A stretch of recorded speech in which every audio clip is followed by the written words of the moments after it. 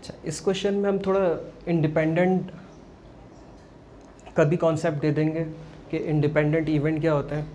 ज़्यादा independent event ये इस तरह से है कि फ़र्स्ट टाइम आप जब टॉस करते हैं तो आपके पास या तो हेड आएगा या फिर आपके पास टेल आएगा।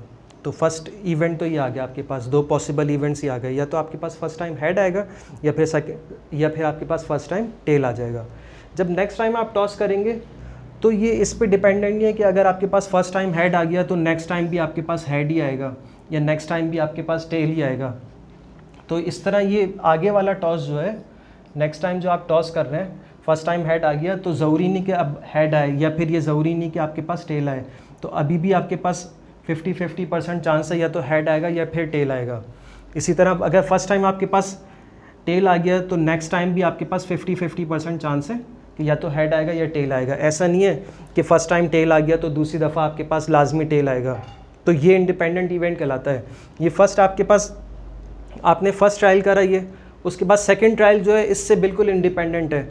ये जो पहला आंसर आया है इसका कोई मतलब नहीं है कि आपके पास दूसरी दफ़ा भी वही आंसर आएगा। दोनों पॉसिबिलिटीज़ हैं आपके पास।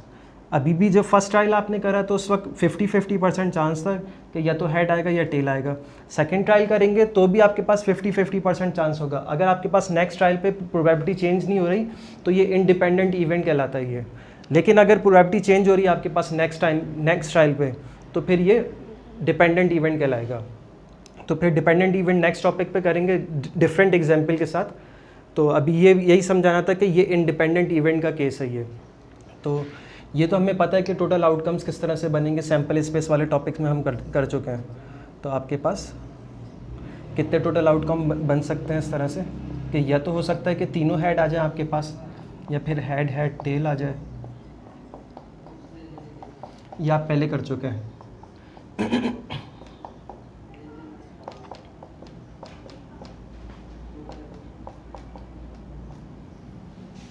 उसके बाद हेड सबसे आखिर में जाएगा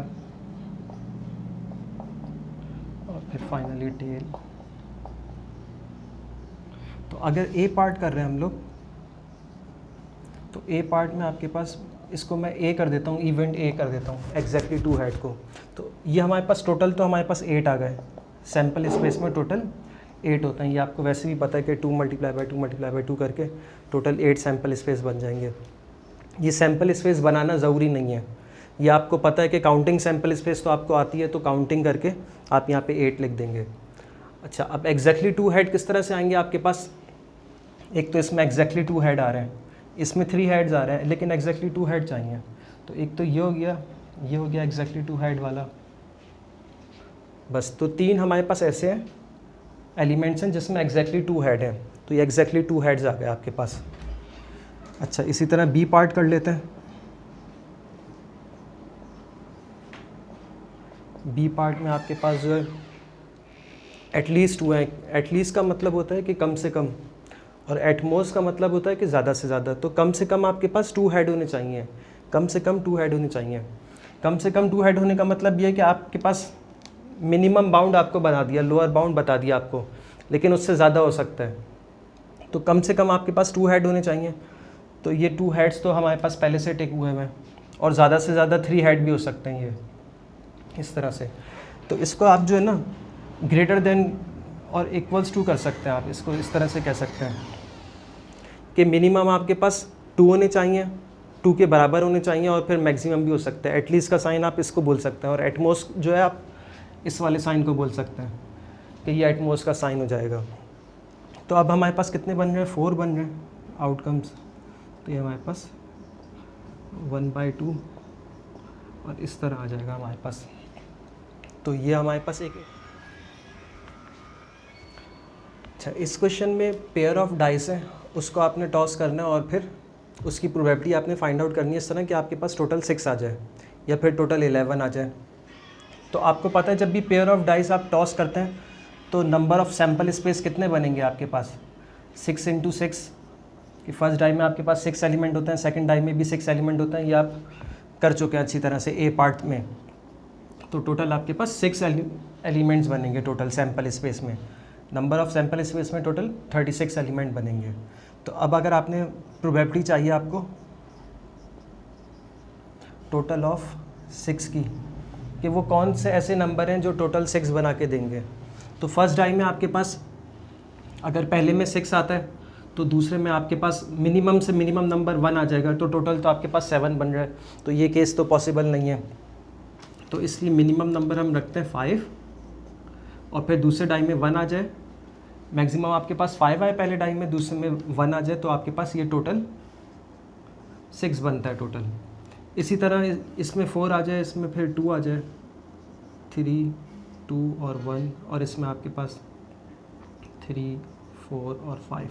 इस तरह ये पेयर ऐसे हैं कि जिनके टोटल जो होगा वो आपके पास हमेशा 6 बनेगा।